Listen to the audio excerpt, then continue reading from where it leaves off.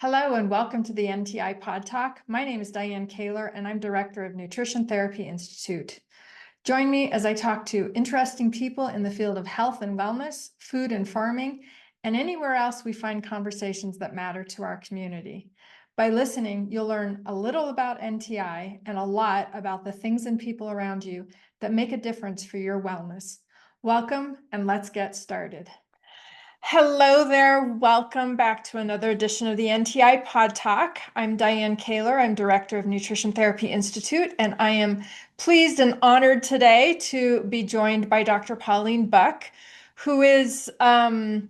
Buck, I'm going to let you talk more, but my perspective of reading everything that you do and all of your history is that I would call you a holistic optometrist. And I could be wrong in that. You can clarify. But anyways, welcome. Thank you so much for being here. Thank you so much for having me. I totally appreciate it. And so holistic is definitely my modus operandi. But if someone was to ask me, so what do you do? Yeah. I'm a developmental, behavioral, neuro-rehabilitative optometrist. Wow. Okay.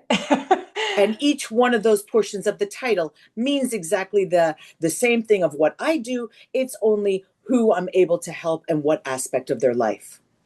Great. Okay. Mhm. Well, so let's talk about this because this is I think it's very different than what people would expect from someone who is an optometrist. So and I will be honest, I do get mixed up between optometry, ophthalmology. So maybe we can incorporate some of the Sure. differentiation there. So let's talk a little bit about that. And ultimately we're going to be talking about eyes and vision.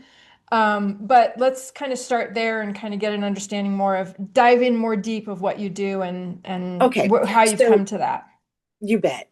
Let's start with if you go to an ophthalmologist, you are going to an MD who's gone through medical school and specializes in the eyes during their residency, and they are the medical, as I said, medical doctor and surgeons. Okay, yes, When you go surgeon. to an optometrist means one who measures the eyes. Except that now in United States and Canada and a lot of other places, the optometrist has taken on much larger roles, also doing health of the eyes, and in my case, the functioning of the eyes. So that's where Mhm. that holistic realm goes. I started out in optometry school. I did undergraduate, went to optometry school, and in optometry school we learn about how the eye is healthy, what are the diseases that make it unhealthy, how to refract an individual in order so that they can see really well with glasses or with contact lenses.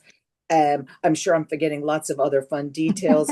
But when I graduated, I found that I gravitated a lot towards pediatrics. I loved having kids in the chair. They just so much fun, and they teach you so much. And it's Mhm. from children actually that I started getting involved in nutrition. And so All right, good. as I'm let me continue explaining, Yeah. and then I'll go back to my one of my favorite stories. So as a behavioral optometrist, I work with individuals whose behavior could be a little bit off, but I can also alter behavior.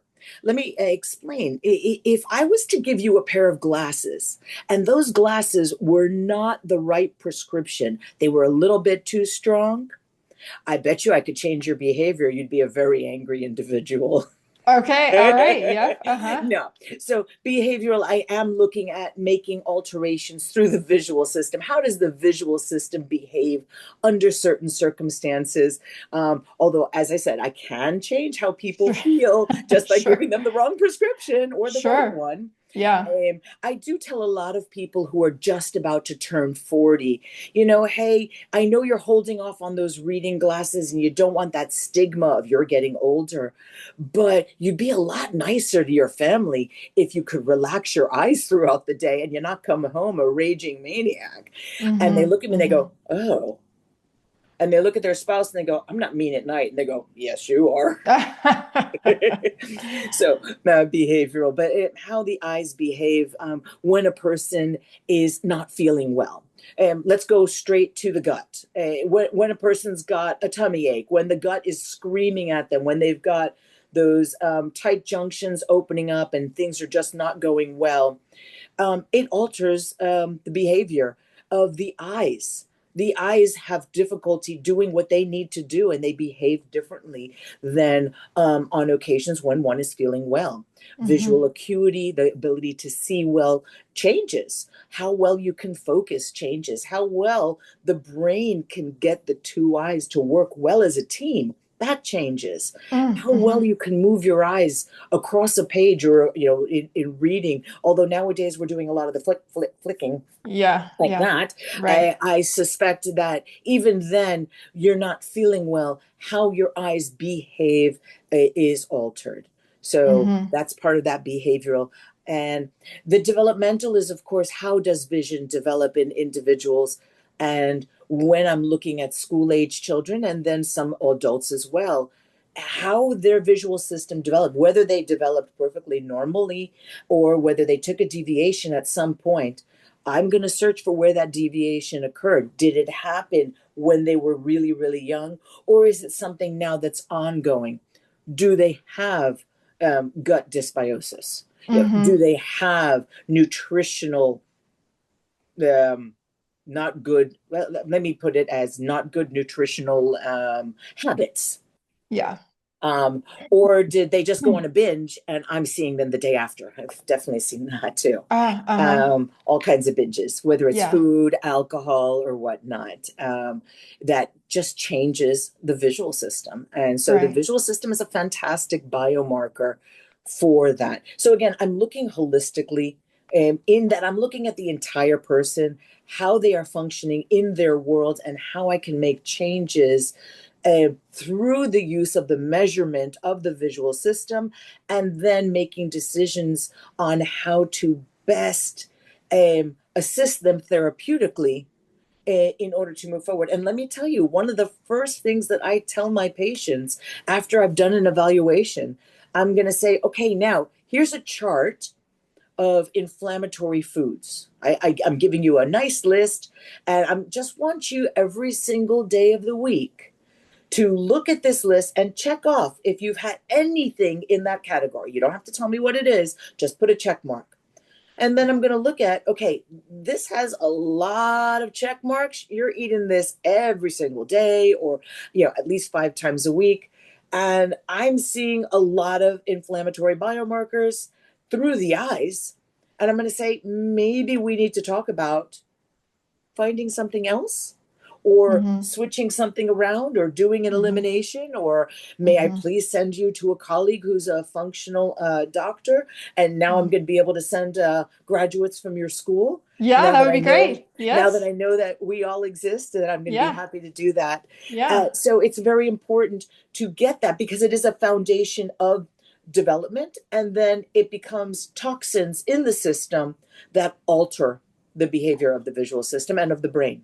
Mm-hmm. So, yes. Well, that's a fabulous sort of background and foundation to kind of, you know, ping off of here, because the way I think about the eyes and what I have learned about the eyes is that, the eyes are an exterior sort of offshoot, or an exterior component of the brain. And so when you talk about, so the gut brain axis, it makes so much sense that things that are creating creating dysfunction in the gut, like, technically increased intestinal lining permeability, or AKA leaky gut, that is contributing to the the inflammation that's caused by that has a negative impact on the body as a whole, and including the brain. And so that's why we have this concept of the gut brain axis, and we talk about that a lot in our teaching here.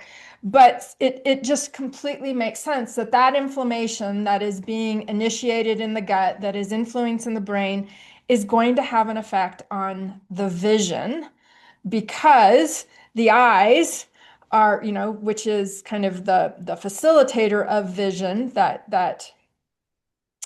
the facilitator of vision, um, are influenced by the inflammation in the brain. And it makes Exactly. so much sense. And I, I have never been to an optometrist, and, is it was tell me which one's better, number one or number two. Tell me which one's better, number three or number four, right? You're doing the vision testing. No optometrist has ever asked me, how's your gut? What are you eating? And so, like, how did you even get to the point where you realized that you needed to take all of these other factors into consideration with vision? So one, again, the little ones are the ones that teach me so much. Um, and there was this young man, and he was in the exam room, and we were doing visual acuity. And that's where you look at the eye chart and you read the eye chart to as low as you can go. And he couldn't. And he's standing there and he's getting more and more nervous. So I said, okay, you're way up here, but that's okay. I'm all right with that. Let's sit down in the chair because I know that you love to play Minecraft. Please tell me a little bit about Minecraft. Mm. And so he and I started talking, and I'm like, okay, your mom's gonna, think that I'm doing an eye exam, and I'm learning more about Minecraft than you are doing an eye exam. So let's get you back and let's check again. And I'll be ding darned if he didn't go from middle of the chart all the way down, Uh-huh. just by making him more comfortable. Yeah. So it wasn't that he was lying and couldn't see and then does see, and that's really his vision. Vision fluctuates. People don't Hmm. realize that, we get a pair of glasses, and that pair of glasses is to help us see. And when they're really strong glasses, our range of ability is really small. I mean, you got to get close to things. When you look through the bifocal, you got to move further away. If you've got progressives, you've got a nice range of motion. But there's fluctuations even in the diurnal rhythm. So I recognize that diurnal rhythms change, anxiety changes vision, and many different good circumstances. So a second child came in one day, and she'd been doing vision therapy with me for quite some time, and we actually had shown some improvement. And I had set everything up to start off where we had left off the previous week. She walks in all happy and comes over, couldn't do it. And I looked at her. Now, strabismus is, you got an eye or both eyes clocked in towards the nose, or one goes out towards the outward. So either they're in or they're out, ESA, or one is in, one is out. Anyway, Okay. her eyes whoom, clocked in, looking Uh, at the nose. I'm like, what are your eyes doing looking at your nose? Look over uh-huh. there. Yeah. And she just looks up at me and she's all giggly. I'm like, I don't know where this question came from. I looked at her. I said, what did you eat? She goes, Uh, hey, I was at grandma's house and she let me have soda and I had cupcakes and I had some uh, donuts and I had some cookies. And I looked at her mother and her mother's jaw dropped. mhm. And she goes, oh my gosh. And I thought in my head, oh my gosh, what you eat impacts the eyes Mm, incredibly and instantaneously. mhm. And then I read about another individual who is doing what's called a kinetic field. It's very different. You get your big giant field machine where you press a button that you can see the little lights pop up. That's a Uh-huh. visual field to make sure whether you have glaucoma or there's something going on in the brain, God forbid. But I do a functional field, which is a color field. I bring in a color target from the side, and you stop me when you see it. And people who have taken in caffeine just before the test show a difference in their field than when they come in without caffeine. So, different things that impact our brain and our body and our gut impact how the visual system actually sees the world. So Mm-hmm. what you can see and how far out you can see in the periphery shrinks down. And then you're like, wait, what am I looking at? And you don't see as much and you don't feel as comfortable. And probably your gut's probably uncomfortable as well. Mm-hmm. Mm-hmm. So that's Yeah. how I sort of, so many little things, and I went click, click, click, click, everything just got put together. And then I have a colleague down here in South Florida who is a functional doctor, and she ordered some blood tests for me from a laboratory. Am I allowed to say the name of laboratories? Sure. Yeah. Mm-hmm. We used Vibrant Labs for Mm-hmm. my test. See, Mm-hmm. my son and husband are type 1 diabetics, and she offered to do the blood test. And she said, why don't you do one too? And I'm thinking, "Oh, nothing's going to come out of that. I'm healthy. I work out 7 days a week. I row. I'm athletic. I do 3-hour workouts a day. I'll be fine. Wow. Yeah. I, um, and she got the blood test back and she recommended first what their recommendations were. And she recommended they go on a diet called the AIP. Mm-hmm. And then she turned to me and she said, if you don't do that diet as well, you may die of a heart attack sooner than you expect. And I looked at her, I said, what? Mm-hmm. Um, so I made my family go, the family that was living at home at the time, I went on that AIP diet. Mm-hmm. We all did. I took it the most, I was super strict with myself. Mm-hmm. Nobody told me 217 pounds is not a normal weight. Nobody told me that I was large, and I didn't see that in myself. I saw myself as muscular, a big boned person. But when I dropped 70 pounds, Wow. I started incorporating a lot more nutritional counseling into my practice. And that was about right around pandemic. And Mm-hmm. so that was the big life changer for me. And of Mm-hmm. course, when something happens to yourself, how can you not look at your patients and go, wow, you are so inflamed? I don't Mm-hmm. even, I mean, I had this young boy who I touched his skin, and the test where you push it on the skin and it Mm-hmm. blanches and it stays blanched for like 4 or 5 seconds. And I'm Mm-hmm. looking at his mother going, he's inflamed. Mm-hmm. She's like, oh, he's just a little overweight. I said, he's eating the wrong foods. And Yeah. that's actually where I start my conversations now. And people look at me like, you're an eye doctor. Hello. Right. Right. But it truly is where I begin those. And now knowing that I have the support of the folks from your school, it's Mm-hmm. such a relief for me because Mm-hmm. I really do like working with the eyes and the visual system. And I'd like Mm-hmm. someone else to do all that nutritional counseling and do a really good job of it, because I Yeah. don't want to be like McDonald's and try to do so many things kind of well. Yeah. Right. Right. Yeah. Wow. That's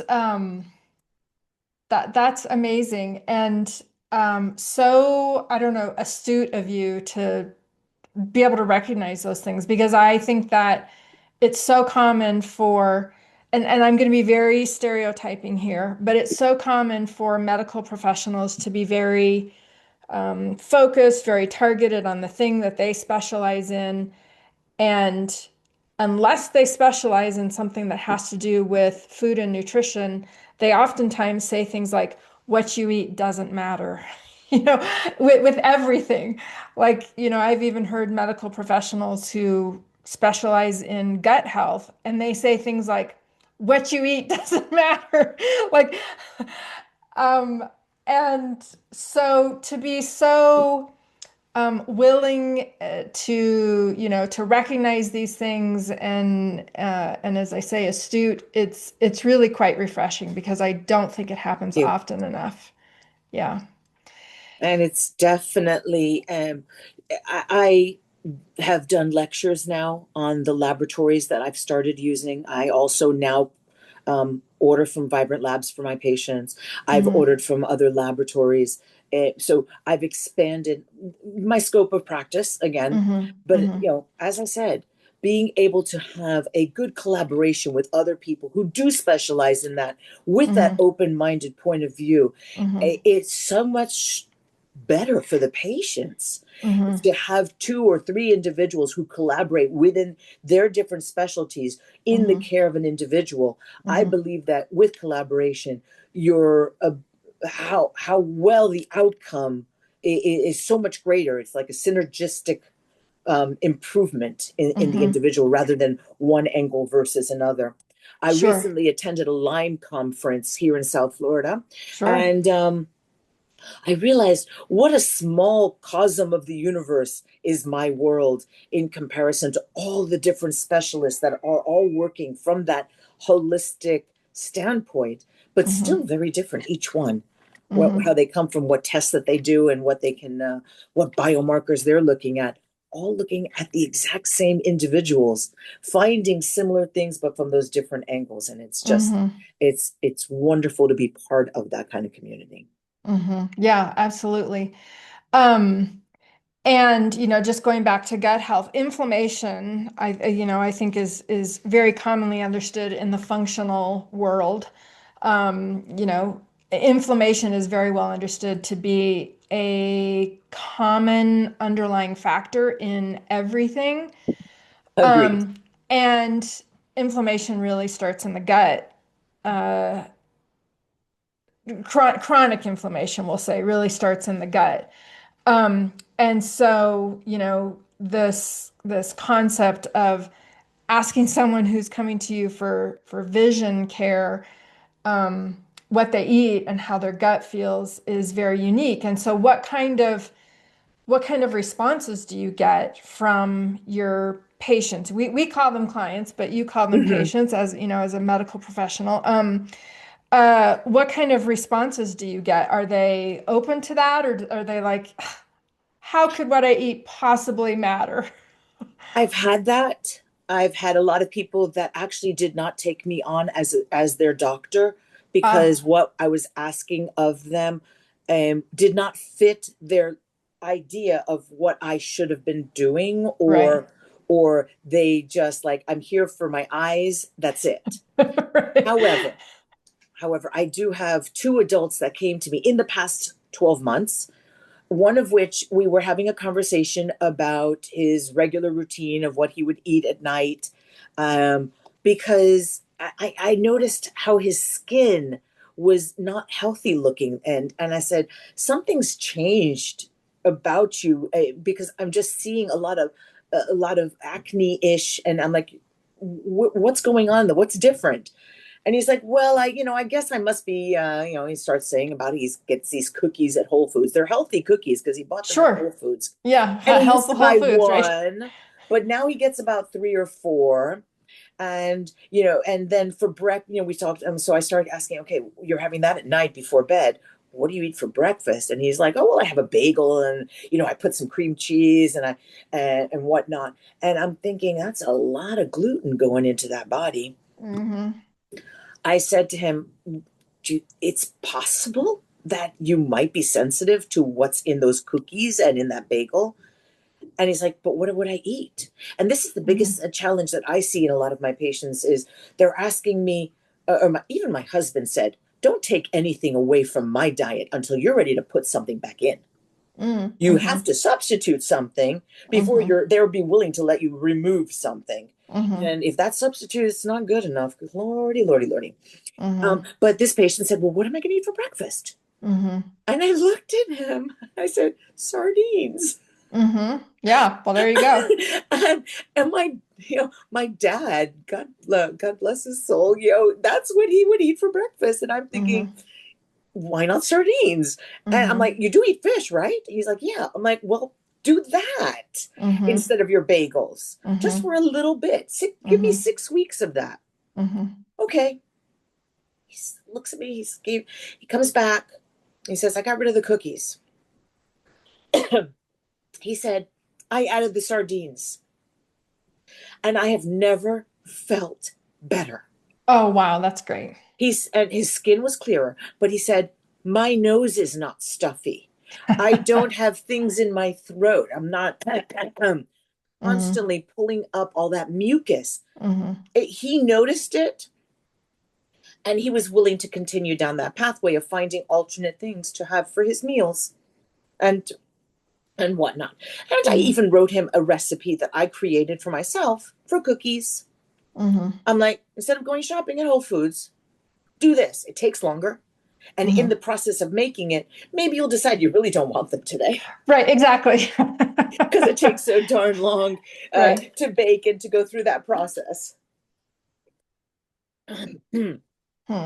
But so, and then there was another one who we went down an entire pathway of trying to figure out what was going into his body. And it turned out not to be a food, but it turned out that he was a chronic user of those nose clearers. You know, he always had a chronic sinusitis. I'm Saying it, thinking, okay, yeah. there's got to be some kind of food Mm-hmm. that you are taking in. And we went through, and he had a pretty decent diet. Mm-hmm. And then we were going through, and I asked patients, so what medications are you taking? Oh, I'm not taking any medications. And then as we're having this health thing, I'm like, so what do you use for that chronic sinusitis that you've got? Oh, Mm-hmm. I do that nasal inhaler. Mm-hmm.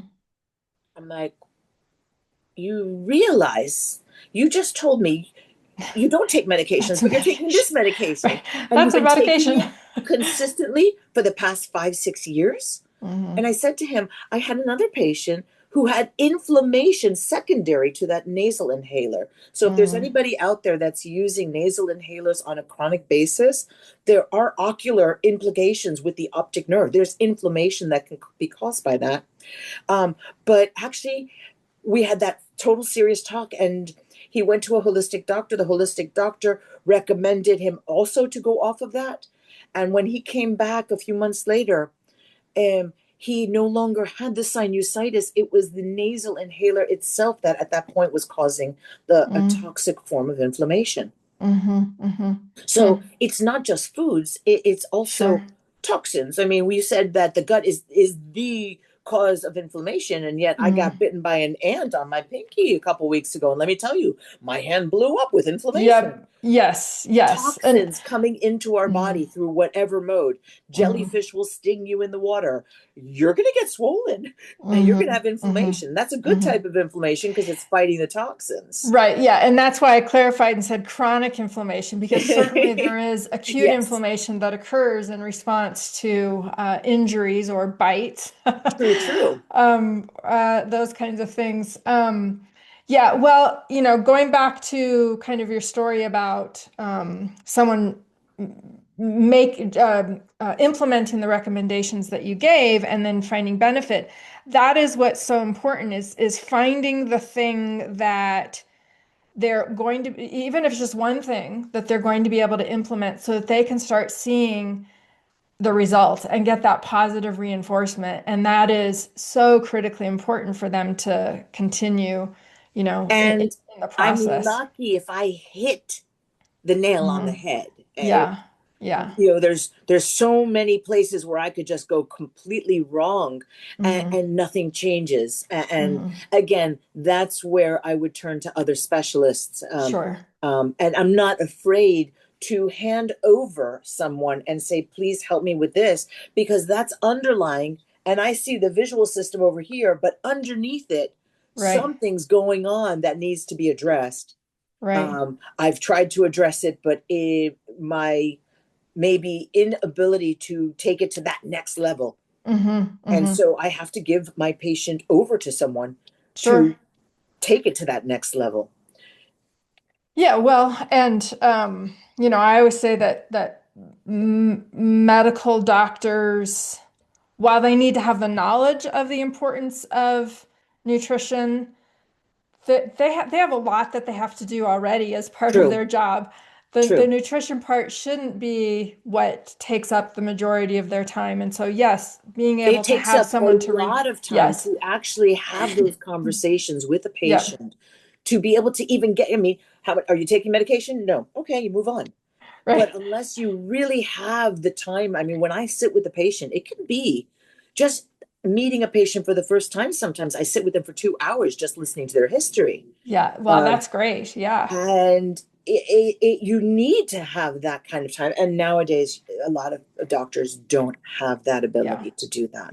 yeah, And so definitely. it's hard. So the Hmm. medical doctors are looking at the physical body. Mm-hmm. So as same as an ophthalmologist, they're looking at the Mm-hmm. physical eye. Is the Mm-hmm. eye healthy? Mm-hmm. And if the eye is healthy, can the eye see what it needs to see when it needs to see it? And that's where you Mm-hmm. get the glasses from. Mm-hmm. But beyond that, is the eye functioning under all conditions? So I think a lot of my colleagues in the OVDRA, we used to be called COVD, but after COVID, it was too similar. Yeah. The OVDRA is other doctors that think functionally about the visual system, how the two eyes function together as a team, and how the eyes and the brain function together, and then how they guide the eyes. Mm-hmm. I had a professor who said when the eyes are working well, they will guide and lead development, and when they're not, they will be a roadblock. Wow. Boy, that's interesting. So vision is more than just 2020 Oh vision, gosh, yes. right? I have a saying on my website, you need two eyes to see together. You can have perfect 2020 vision in this eye, perfect 2020 vision in this eye. But if the two eyes are ever so slightly crossed, the moment you open both eyes, you're seeing 20/30 vision. You're not seeing so hot with the two eyes because they become Mm, rivals to each other, especially in children, you'll see that.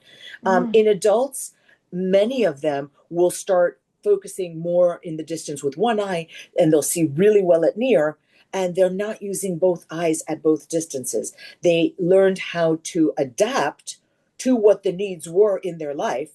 And so many people out there can see really well with one eye, really well with the other eye, and think nothing's wrong with that. And there's other mm. people who go to the eye doctor and they'll get a contact lens, one for distance, one for near. You no longer have two eyes to see together.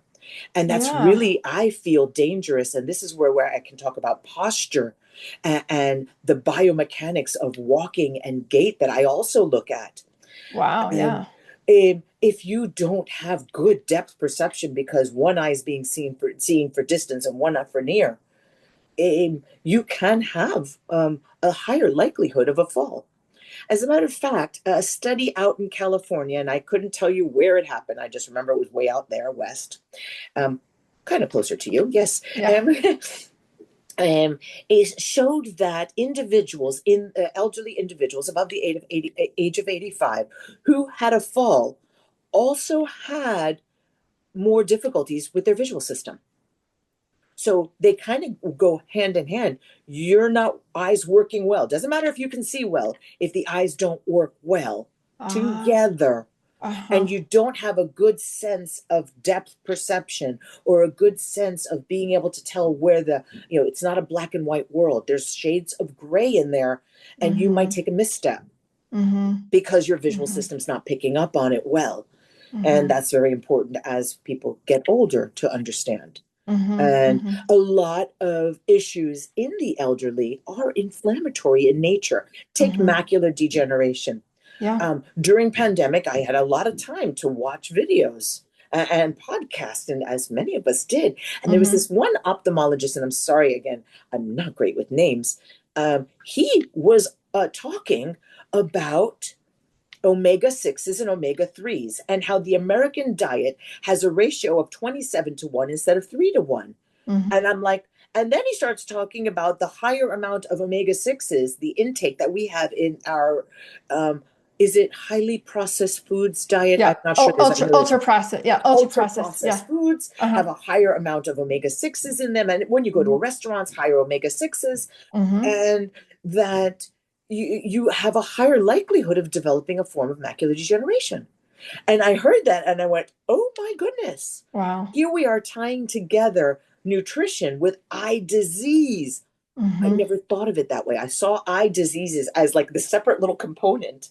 But Uh-huh. here we are. Nutrition does impact the development of diseases in the eye, and inflammation throughout the body can Mm-hmm. lead to inflammation within the visual system and problems, including those famous things: macular degeneration, optic neuritis, glaucoma. And got to be less than a month ago, printed out an article that I went searching for. I'm like, is there any correlation between body inflammation and eye disease? Wow. The number of things that popped up just blew my mind away. Wow. And I'm like, wow. All my patients have to do is start early enough, because so many people don't understand how important nutrition is when you're feeling great. Right. When you're young and you're healthy and you eat anything you want, no Uh-huh. problem. Yep. And then, it's not until something goes wrong. Mm-hmm. Mm-hmm. Yeah, well, and so many health conditions that show up in your 50s, 60s, 70s, 80s actually started, in your 20s and 30s when Yes, you were eating whatever you wanted. And so many people think they feel great, and it could be in their 20s and 30s, but even in 40s and 50s, they think they feel good because that's how they felt their whole lives. exactly. And they don't realize what the benefits could be In the future. unless they start making changes and experiencing the health benefits of those changes. So yeah. Um, yeah. And the other thing that comes up quite often is, you know, for example, talking about your patient that you were mentioning, he's eating a lot of gluten, and maybe that gluten is having an effect. What another thing that happens, and I'm curious if this has happened to you, where you make a recommendation, you can observe patterns that of dysfunction that could have a nutritional influence, and make a recommendation. Well, try a 30-day or a 3-month whatever elimination. Just eliminate that thing for 30 days and see how you feel. And once they do the elimination, then they're like, okay, I did that. Yeah, it had a benefit, but for whatever reason, it was hard, whatever, I don't know. They want to go back. And now they actually start physically experiencing negative consequences of eating that thing. Of going back to the eating. Yeah. And a lot of times it has to do with gluten. And they're like, I was fine before, and now you made me, like you Yes. made me do But this, and now suddenly I however, can't see, tolerate gluten. And they don't realize that they weren't tolerating it before. It's just that it wasn't rising to their level of, consciousness. So, yeah, you don't know how bad you feel until you feel really great. And then you go back to your old habits and you go back to feeling the way you had been. right, And they don't right, realize that. You don't know right. until you know. Yeah. What was I had a thought process with that. So yes, I want to go down that a similar pathway of that, in that as an optometrist, I have ocular biomarkers. I have in my examination different tests that I do, that if I have actually seen alterations in those numbers that I can show to someone. You did this, look what changed. Uh-huh. So it's not just I feel better or I've lost weight. I can actually show acuity improvements, focusing ability. I can show changes in pupillary size. So many things in my evaluation get altered Hmm. that I'm actually able to, here's the proof in the pudding. Yes, exactly. And that's really great, because that is like, you have, like you say, here's the proof. You have the evidence that this is actually having an effect. And it would enable someone to be much more, have much more buy-in and be much more compelled to Yes. pursue that I path and think continue. especially men love having those numbers. Yes. Love. There are certain people that absolutely adore seeing numbers at a certain level and then seeing those numbers improve. It's almost like a competition with themselves. And, Hmm. you go be in competition with yourself and Hmm. become your best you, and Hmm. make these changes and see how those changes are altering how you see. Hmm. Yes. Yes, right. Mhm. Yeah, absolutely. Um, all right. Well, I just want to double check my thoughts of things that I wanted to talk to you about. So let's kind of get more narrow with how people can actually implement some strategies. So a couple of things, one or two or three things that someone can do today to start helping to enhance their So actual I vision or actually, their eye yeah, health. I actually have a few activities. And what I had my staff do is we created a QR code for you guys to Oh, post, oh, and that great. will Okay. lead them directly to they go to a site which has three posters that they can learn about three things. The first one, and this will lead us down another conversation, is dental posture. I thought that would Okay. be very valid for our Yes, conversation. yes. So dental posture, believe it, I say believe it or not, because we do see the MDs as very occupied with ocular health and disease. But I met an ophthalmologist from Spain or Portugal, and he taught me how important posture is of Mm-hmm. the jaw in Mm-hmm. relation to the eyes, because our eyes, the bony part, the orbit, sits right above the palate of the mouth, Right. and any alterations in the postures here can affect, not infect, affect Uh-huh. the eyes. Uh-huh. So I have a poster showing dental posture, Mm-hmm. Mm-hmm. upper teeth aligned with the lower teeth, and you do it several times a day. And just by aligning the jaw, you can actually pull the eyes into a better alignment. I did meet a Wow. chiropractor who did a upper palate push, and Mm-hmm. when he did that, it altered the binocularity of the individual. That's how they use their two eyes together to see 3D. Wow. Okay. It was really cool. So that's Yeah. one poster. The other poster is on physiological diplopia. It's an activity. Essentially, all of us see double, but our brains are so brilliant that it hides the double images from us. Ah. What we are looking at is single, or should be single unless we have double vision, and everything else, believe it or not, is double. So there's an activity that we use that as a feedback mechanism, and that's called my physiological diplopia training.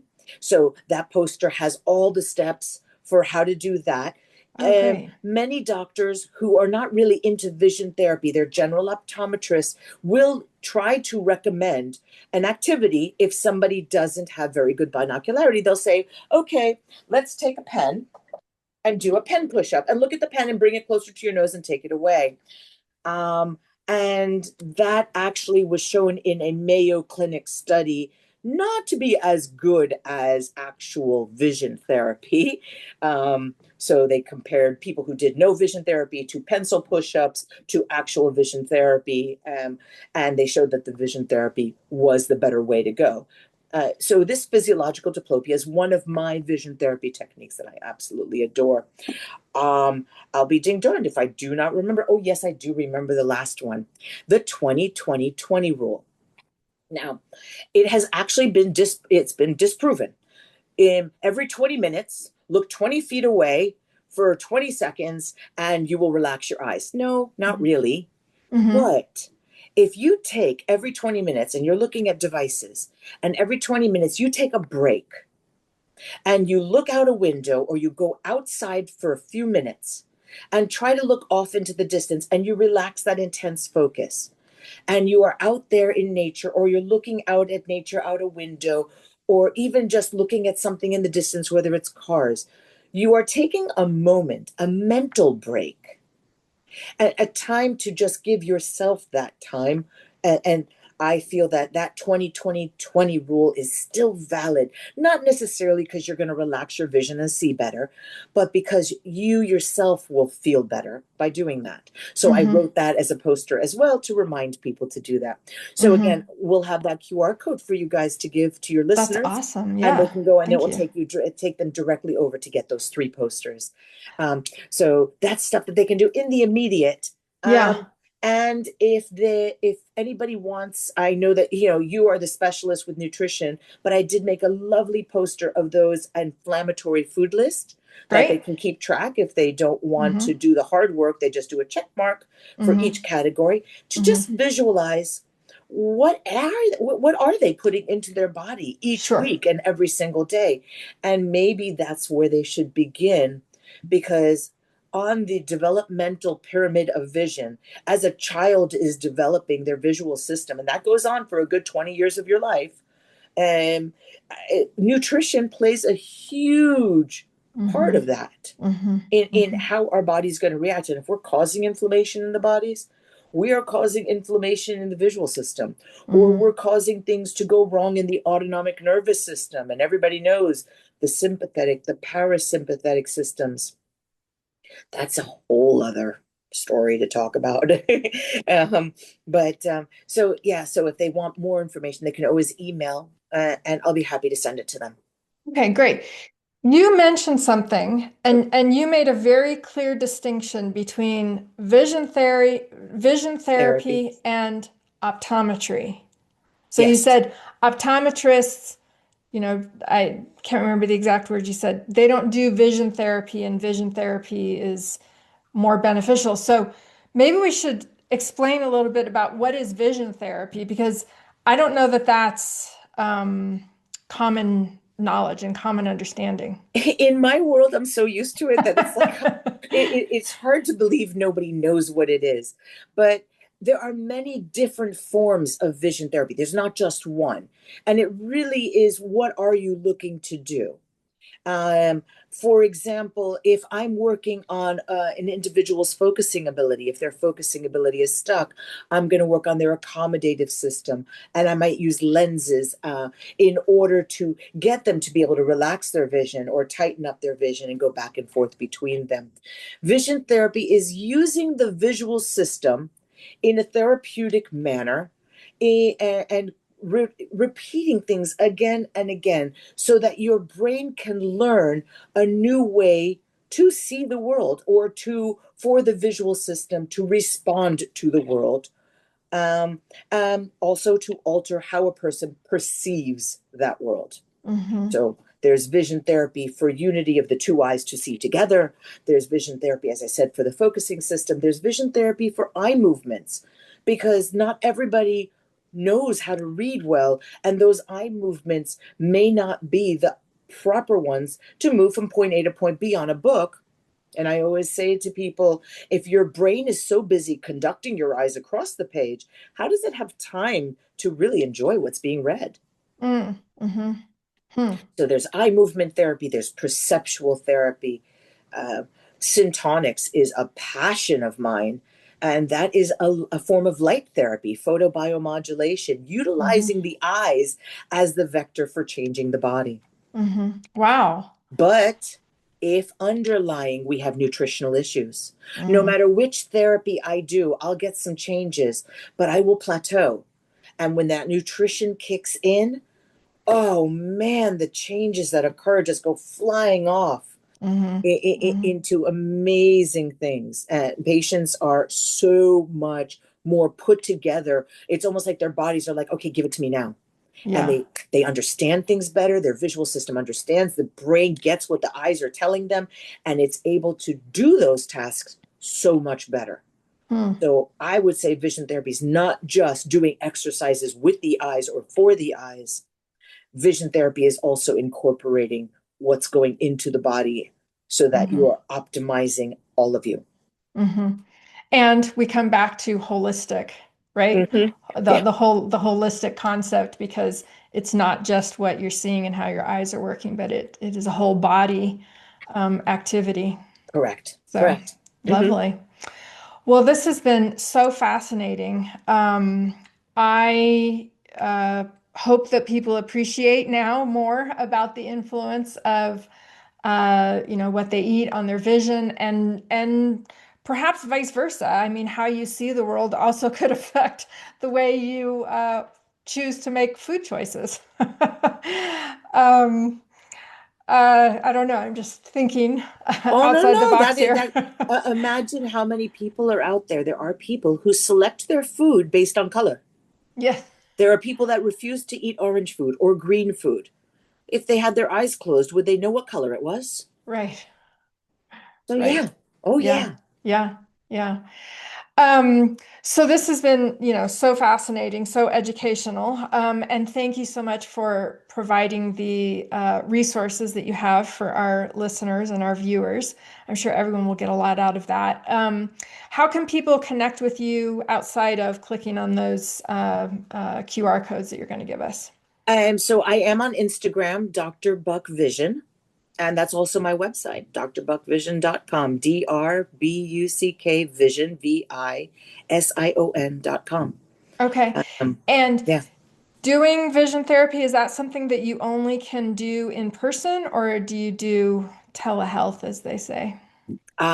Pandemic taught a lot of us a lot of things that we didn't realize we could do. The Yes. funny thing is, I have patients that are in the islands. Oh, So great. years before the pandemic occurred, I was already Skyping those patients, doing Uh-huh. therapy with them. It is doable over the internet. There are some laws that each state has about all of that. Mm-hmm. So they're going to see someone locally, of course, hands on, being able to be in the room with someone, so much better. But there are Mm-hmm. so many other things that can be done online Mm-hmm. and trained and discussed online.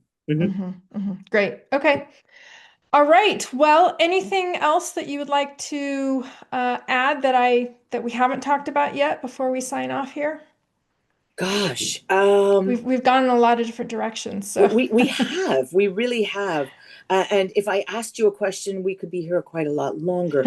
But I have heard that a lot of people are taking, a lot of my patients come in and feel that they are already nutritionally improving themselves through the intake of supplements. hmm Uh, I I tend to shy away from supplements only because I feel that they are a hard pill to swallow.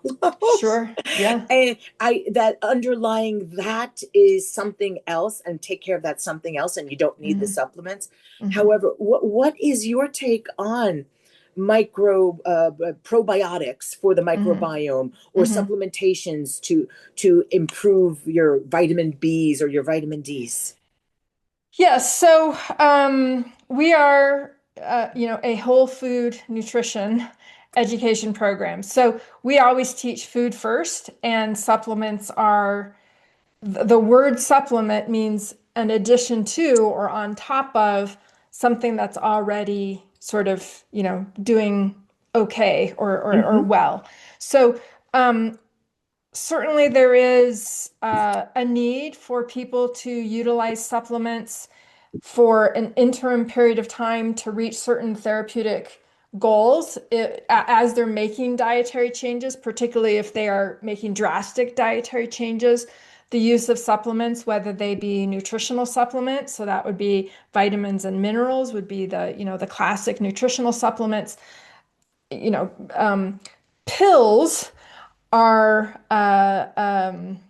are not only vitamins and minerals, but they can be a wide variety of things. And then supplements are not only pills, but supplements can be in the form of, liquids or powders or whatever. So the term supplement isn't as specific as perhaps it needs to be. But getting back to my original statement is that, yes, I think that there is even a need, um, a desire, certainly, but even in some cases, a need for someone to use some sort of supplement as they are making dietary changes. But ultimately, the goal is not for someone to be taking 26 pills a day, pills and Agreed. powders a day, and spending, $1,500 a month on these pills and powders to prop up their health just so that they can keep eating a poor quality, low nutrient dense diet. Agree. Right.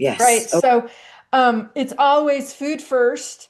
Here are the recommendations and the guidance that that I'm going to give you in particular, whoever I'm talking to, for a personalized approach to the dietary recommendations that are going to be most useful for you to help you achieve your goals. And while you're making these dietary changes, let's try to help get your body like on board and give you a little bit of a push up that hill. And yeah, supplements might come in for a short period of time, but it's not something that I think people should rely on. Now, probiotics may be a different, a separate issue because people's gut health is so poor due to long-term exposure to things that are really damaging to the microbiome that I think there is even more so than taking nutritional supplements, vitamins and minerals.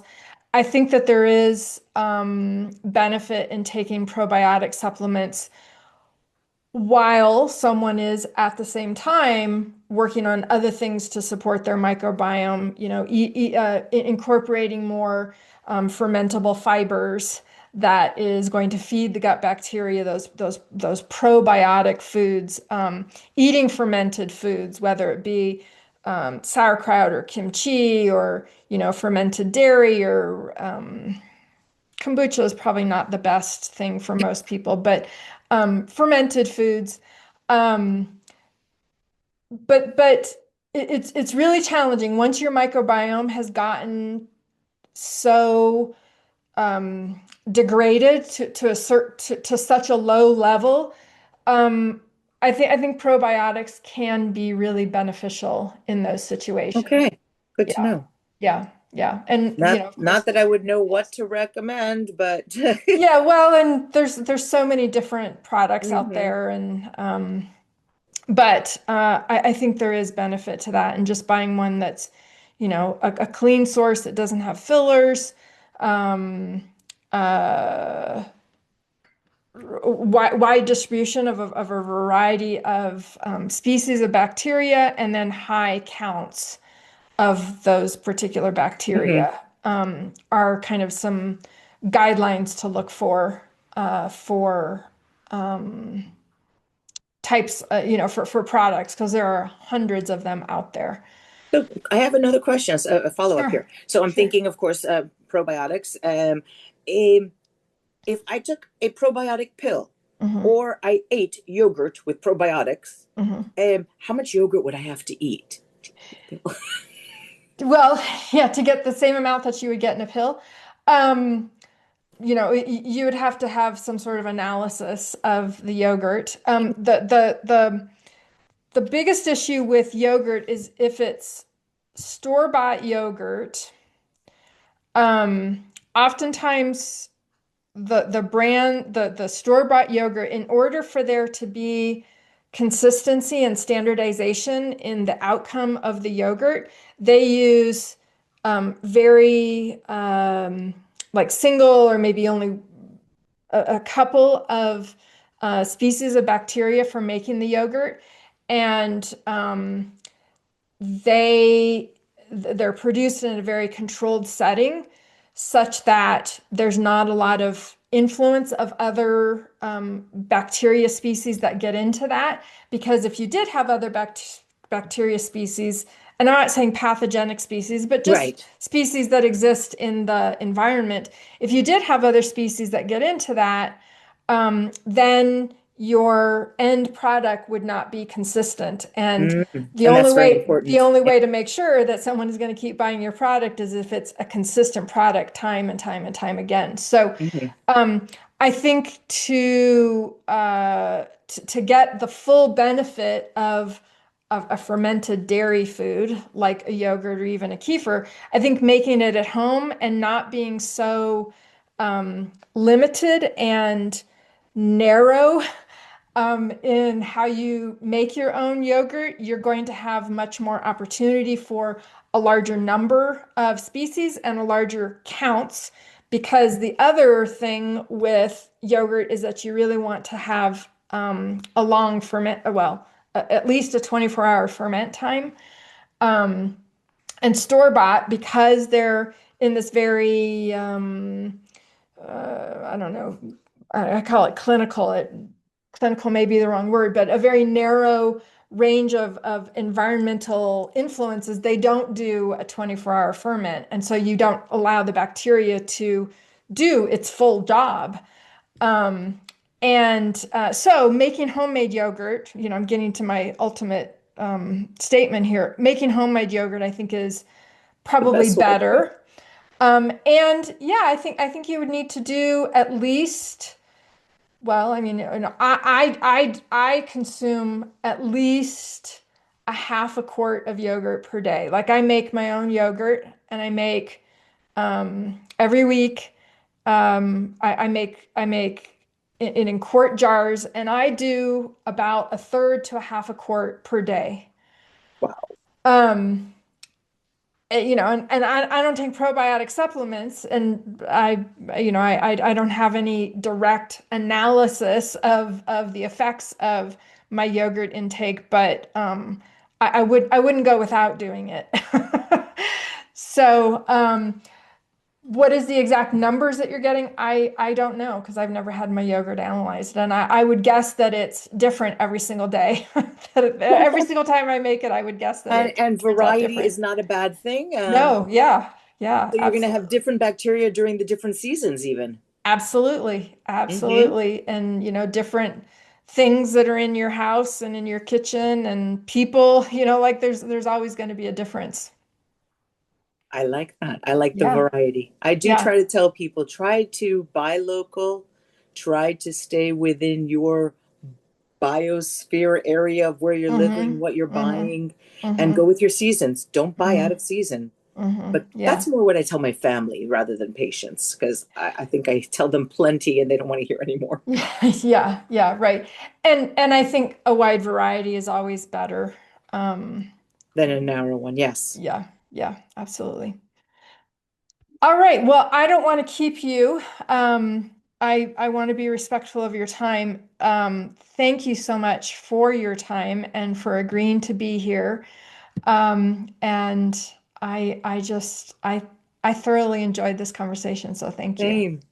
Yeah. I'm so glad to have met you. Hmm. And I hope that we have more conversations and get together in person one day. Yeah, It'd be nice. absolutely. Yeah, yeah. I don't make it to Florida very often, if ever. Maybe only I've only been to Florida 3 times in my life, but maybe I'll have, someday. I may have to come out to you at some point then, Yeah, because yeah, I love Colorado. Love, it's yeah, so beautiful out there. yeah, yeah. All right. Well, thank you so much, Dr. Buck. It was wonderful having you, and I hope you have a great rest of your Diane, it day. was an absolute pleasure. All right, Yeah, you too. thanks. Bye. Thanks. Toodles. Hi, Dianne Koehler here again. If you found this conversation interesting and haven't already become a student at NTI, check us out at ntischool.com. We hope to see you soon.